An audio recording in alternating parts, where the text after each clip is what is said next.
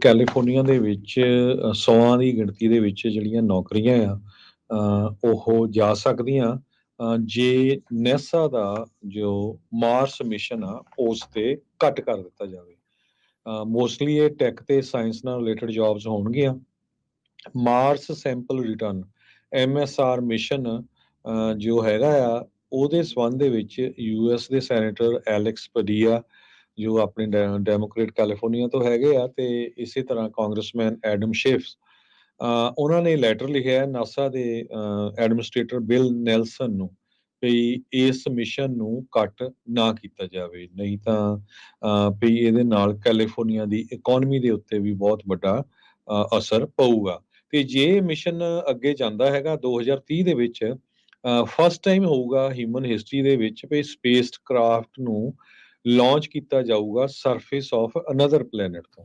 ਤੇ ਇਹ space craft ਨੂੰ ਸਾਇੰਟਿਸਟ ਜਿਹੜੇ ਆ ਸਾਇੰਟਿਸਟ ਨੂੰ ਕਾਫੀ ਓਪਰਚੁਨਿਟੀ ਦਊਗਾ ਮਾਰਸ ਤੋਂ ਜੋ ਸੈਂਪਲਸ ਆਣੇ ਆ ਉਹਨਾਂ ਨੂੰ ਐਨਾਲਾਈਜ਼ ਕਰਨ ਦੇ ਲਈ।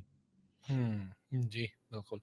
ਅਗਲੀ ਜਿਹੜੀ ਹਰਜੋਤ ਸਿੰਘ ਜੀ ਗੱਲ ਕਰਦੇ ਜਾਈਏ US ਕੈਨੇਡਾ ਬ੍ਰਿਜ ਦੇ ਉੱਤੇ ਜਿਹੜਾ ਅੱਜ ਐਕਸਪਲੋਜਨ ਧਮਾਕਾ ਜਿਹੜਾ ਹੋਇਆ ਜਿਸ ਤੋਂ ਬਾਅਦ ਦੇ ਵਿੱਚ ਇੱਕਦਮ ਪੂਰੀ ਹਫੜਾ ਤਫੜੀ ਜਿਹੜੀ ਉਹ ਮਚ ਗਈ ਸੀ, ਉਸ ਬਾਰੇ ਲੇਟੈਸਟ ਅਪਡੇਟ ਇਹ ਆਈ ਆ। ਨਿਊਯਾਰਕ ਦੇ ਜਿਹੜੇ ਗਵਰਨਰ ਕੈਥੀ ਹੌਚਲ ਆ ਉਹਨਾਂ ਨੇ ਕਿਹਾ ਆ ਵੀ ਕਿਸੇ ਵੀ ਤਰੀਕੇ ਦਾ ਇਸ ਦੇ ਵਿੱਚ ਅੱਤਵਾਦੀ ਦਾ ਕੋਈ ਹੱਥ ਜਾਂ ਟੈਰਰਿਜ਼ਮ ਦੇ ਨਾਲ ਜੁੜੀ ਹੋਈ ਚੀਜ਼ ਨਹੀਂ ਲੱਗ ਰਹੀ, ਕੋਈ ਲੋਕਲ ਬੰਦਾ ਹੀ ਸੀਗਾ ਜਿਸ ਦੀ ਜਿਹੜੀ ਗੱਡੀ ਬਹੁਤ ਤੇਜ਼ੀ ਦੇ ਨਾਲ ਫੈਂਸ ਨੂੰ ਭੇਦਦੀ ਹੋਈ ਉੱਤੋਂ ਦੀ ਟੱਪਦੀ ਹੋਈ ਅੱਗ ਦੇ ਵਿੱਚ ਜਿਹੜੀ ਉਹ ਟਕਰਾ ਕੇ ਬਦਲ ਗਈ ਤੇ ਉਸ ਅੱਗ ਦੇ ਵਿੱਚ 2 ਜਣਿਆਂ ਦੀ ਮੌਤ ਹੋਈ ਆ। ਕਹਿੰਦੇ ਵੀ ਲੋਕਲ ਨਿਊਯਾਰਕਰ ਸੀਗਾ।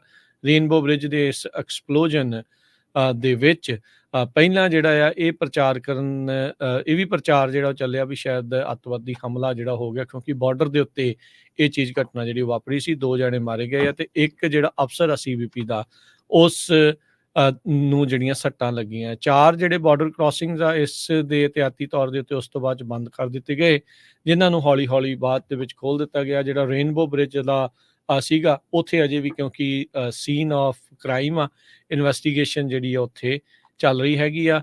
ਐਮਟਰੈਕ ਨੇ ਆਪਣੀਆਂ ਜਿਹੜੀਆਂ ਸਰਵਿਸਿਜ਼ US ਤੇ ਕੈਨੇਡਾ ਦੇ ਦਰਮਿਆਨ ਸੀ ਉਹਨਾਂ ਨੂੰ ਪਹਿਲਾਂ ਸਸਪੈਂਡ ਕਰ ਦਿੱਤਾ ਸੀਗਾ। ਬਫਲੋ ਦਾ ਜਿਹੜਾ ਏਅਰਪੋਰਟ ਆ FAA ਨੇ ਪਹਿਲਾਂ ਉੱਥੇ ਜਿਹੜੀਆਂ ਇੰਟਰਨੈਸ਼ਨਲ ਫਲਾਈਟਸ ਆ ਉਹਨਾਂ ਦੀ ਰਵਾਨਗੀ ਤੇ ਉਹਨਾਂ ਦੀ ਜਿਹੜੀਆਂ ਲੈਣ ਦਾ ਉਡਾਨਾਂ ਤੇ ਉਹ ਰੋਕ ਜਿਹੜੀ ਉਹ ਲਾਈ ਸੀਗੀ, ਉਹ ਵੀ ਉਹਨਾਂ ਨੇ ਰੋਕ ਜਿਹੜੀ ਹੁਣ ਉੱਥੋਂ ਹਟਾ ਦਿੱਤੀ ਗਈ ਆ। ਇਹ ਅਮਰੀਕੀਆਂ ਨੇ ਤੇ ਦੁਨੀਆ ਨੇ ਸੁੱਖ ਦਾ ਸਾਹ ਲਿਆ ਆ ਵੀ ਇਸ ਵਿੱਚ ਕਿਸੇ ਤਰੀਕੇ ਦਾ ਕੋਈ ਅੱਤਵਾਦੀ ਹਮਲਾ ਨਹੀਂ ਸੀ, ਕੋਈ ਫਰੀਕ ਐਕਸੀਡੈਂਟ ਦੇ ਵਜੋਂ ਹੁਣ ਇਸ ਨੂੰ ਜਿਹੜਾ ਉਹ ਦੇਖਿਆ ਜਾ ਰਿਹਾ ਆ। ਪਰ ਇਸ ਦੀ ਜਿਹੜੀ ਪੂਰੀ ਰਿਪੋਰਟ ਆ ਇਵੈਂਚੁਅਲੀ ਜਾਂਚ ਜਿਹੜੀ ਉਹ ਚੱਲ ਰਹੀ ਆ, ਉਹ ਕੁਛ ਚਿਰ ਬਾਅਦ ਆਪਾਂ ਨੂੰ ਕੁਛ ਦਿਨਾਂ ਬਾਅਦ ਹੀ ਪਤਾ ਲੱਗ ਸਕੇਗਾ।